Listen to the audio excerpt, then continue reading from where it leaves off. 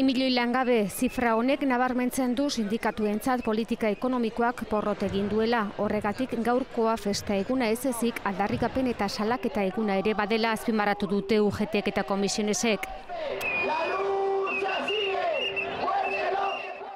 En el paro y las expectativas de futuro muy malas.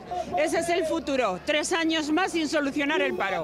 Larrialdi egoera honetan komisionesek eta UGTek itun nazional bat eskatu dute. Gran acuerdo nacional para cambiar el modelo económico, para impulsar la creación de... Akordio zabala ekonomia eredua aldatu, enplegua sortu eta pertsonak babesteko esan du Ignacio Fernández Toxok.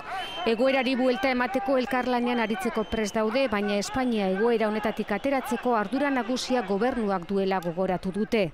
El gobierno tiene la obligación de liderar un gran compromiso nacional. UGT eta Komisiones Obrerasek diote politika ekonomikoak alternatibarik ez duela esatea gezurra dela. Que hay que detener ya las políticas de austeridad.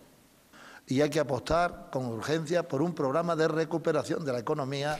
Murrizketak alde batera utzi eta suspertzeko neurriak bultzatzeko eskatu dute sindikatuek Madrilen, hori nahi dutelako Europan dauden langabeek, 27 milioi langabeek.